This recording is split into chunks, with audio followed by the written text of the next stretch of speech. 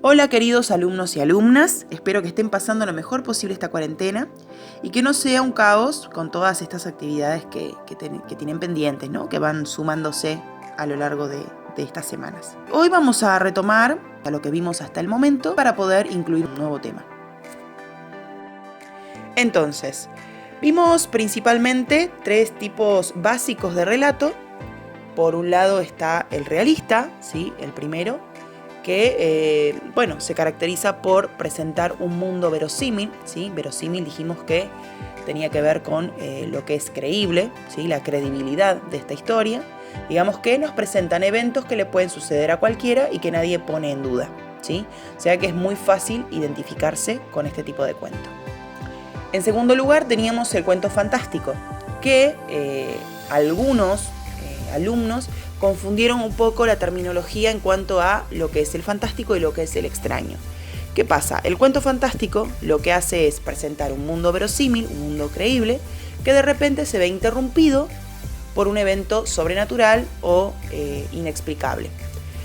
Ante esto, obviamente, los personajes y el lector también se sorprenden porque no se lo esperan. Digamos que el cuento fantástico no es un cuento que podamos identificar de primera, ¿sí? Se identifica una vez que uno lo lee completamente o lo lee más de una vez. Ahora, ¿cuál es la diferencia entre un cuento fantástico y un cuento fantástico extraño? Los dos son fantásticos, pero uno de ellos, o sea, el fantástico, es aquel que, frente a ese evento sobrenatural o inexplicable, se desencadenan varios hechos que tienen que ver justamente con esa sobrenaturalidad y termina de la misma manera. Digamos que no hay una explicación sobre esto sobrenatural que ocurrió, no hay una explicación lógica. A diferencia de esto, el fantástico extraño sí ofrece una explicación final. Por ejemplo, en La miel silvestre, ¿sí?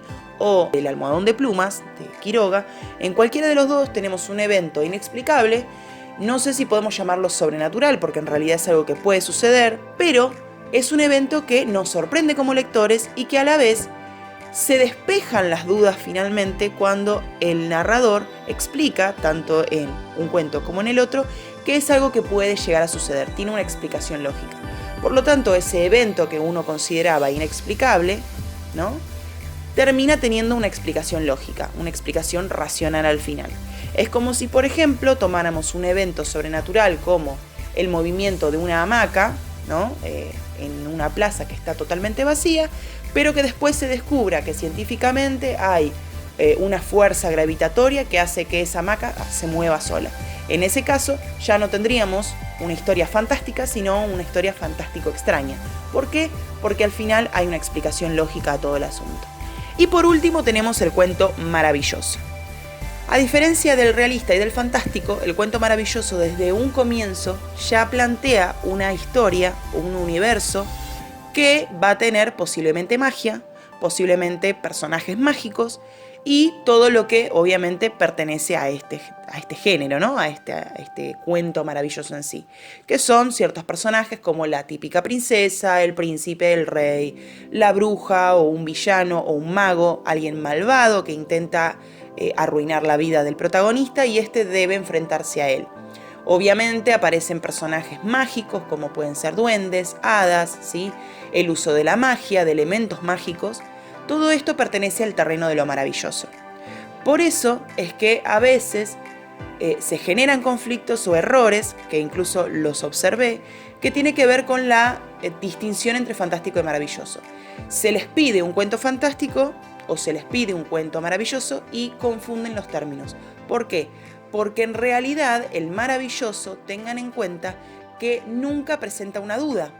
El personaje y el lector ya están preparados para observar algo inexplicable, para ver magia, para ver que un personaje de repente salga volando, ¿sí? Con respecto al nuevo tema, vamos a ver lo que es el cuento de terror. Este tipo de cuento pertenece al género fantástico, es un subgénero. O sea, nosotros ya conocemos lo que es el cuento fantástico, pero el terror lo que hace es sumarle ciertos ingredientes. Este subgénero surge en el siglo XIX, alrededor del siglo XIX, cuando se iba gestando cierto pensamiento en la sociedad, cierto razonamiento que escapaba de simplemente lo lógico y comienza a cuestionarse sobre cuestiones desconocidas. Todos sabemos que lo desconocido, aquello que no podemos explicar, es lo que nos genera cierto temor. Nos da miedo lo desconocido. Entonces, este nuevo género, este nuevo subgénero que surge, trae estos ingredientes, este miedo a lo desconocido, a la muerte, por ejemplo, o a ciertos seres fantásticos de la imaginación, generan este nuevo tipo de cuento, este nuevo tipo de novelas, incluso de terror, que van de la mano con ciertos tintes románticos, ¿sí? Por ejemplo, cuando surge lo que es el gótico, que es muy similar, solamente que lo que hace es incorporar elementos románticos a la trama misma del terror. Entonces tenemos un subgénero que se desprende del fantástico, que plantea las mismas situaciones, una verosimilitud al principio, una ruptura de esa verosimilitud por un evento inexplicable, pero ese evento inexplicable tiene que ver con los miedos más profundos del ser humano. Entonces, ¿qué pasa? Este género tiene distintas ramificaciones, digámoslo así, o clasificaciones. El terror se puede clasificar en terror fantástico, terror psicológico y terror siniestro. Entonces, ¿qué pasa con el terror psicológico? El terror psicológico lo que plantea es que ese evento inexplicable que genera temor no se sabe realmente si sucedió o no. Como es terror psicológico, el protagonista o los personajes, el lector mismo, se queda con la duda de si realmente esto sucedió o no, si es parte de la locura, quizás permanente o no, del personaje, si es parte de su imaginación, si realmente sucedió o no. Digamos que no hay un despeje de esa duda, digamos, nadie nos aclara esa duda, pero justamente se plantea desde un comienzo esta línea tan fina entre lo que es real y lo fantasioso. En cambio, el terror fantástico, lo que tiene de particular es justamente lo asociado a todo lo paranormal, sobrenatural, que no podemos explicar lógicamente. La aparición de fantasmas, de demonios, ¿sí? De ciertos monstruos milenarios, lo que sea. Todo lo que tenga que ver con ese terreno de la fantasía van a estar dentro del terror fantástico. Y en tercer lugar está el terror siniestro, que es aquel que tiene que ver con lo cotidiano. Es una sensación más bien de ese miedo de que algo que yo conozco, algo con lo que estoy relacionado continuamente, de repente cambie. Por ejemplo, que una persona que yo conozco hace mucho tiempo se convierta o yo descubra que era un asesino serial, o descubrir que la casa donde yo creí estaba segura, de repente comienzan a suceder cosas extrañas. Me empiezo a sentir mal en esa casa, genera sentimientos en mí que no me hubiese pasado o no hubiese generado en otro lugar.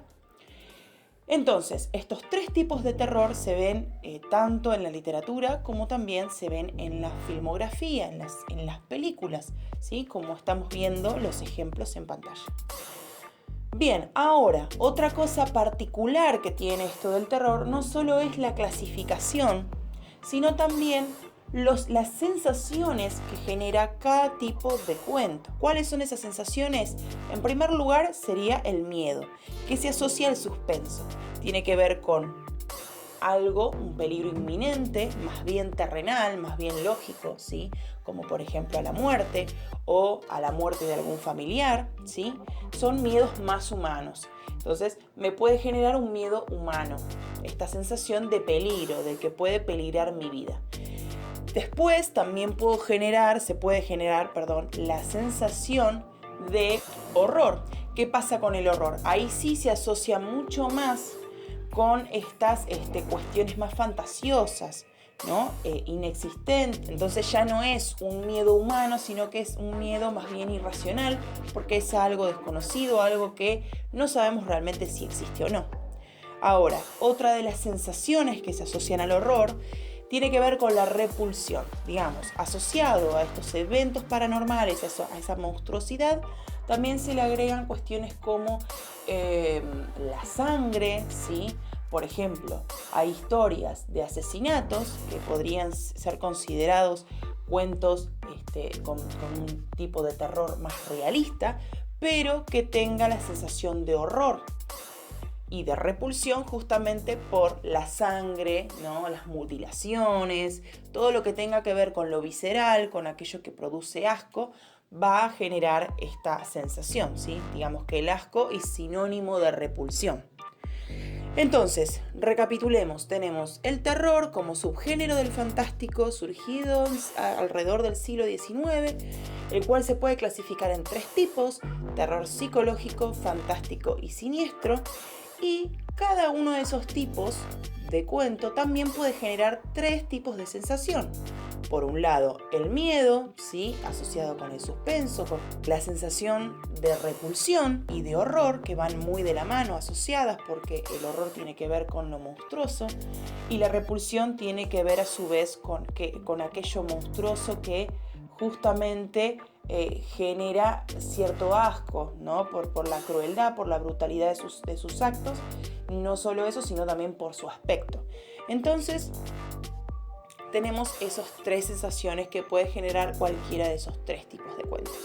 Entonces, a partir de estas clasificaciones, este tema nuevo que estamos viendo, obviamente va a haber información adicional. Van a tener que presentar un trabajo práctico en cierta fecha, que ya la van a tener bien clara, no sé si acá o se los voy a dejar en Google Classroom, pero es algo que tienen que entregar, ¿sí? Y va a tener nota numérica. Por eso es importante que puedan hacer un repaso de lo que hemos visto, puedan ir, poniéndose al día para poder no perderse esta oportunidad, de quizás tener una buena nota y que los ayude a la hora de calificarlos, que no sabemos muy bien cómo va a suceder en esta situación, en este contexto, pero es necesario de todas formas. Así que bueno, que tengan una buena semana y que se les torne leve la cuarentena, el encierro, y cuídense mucho. Besitos, besitos, chao, chao.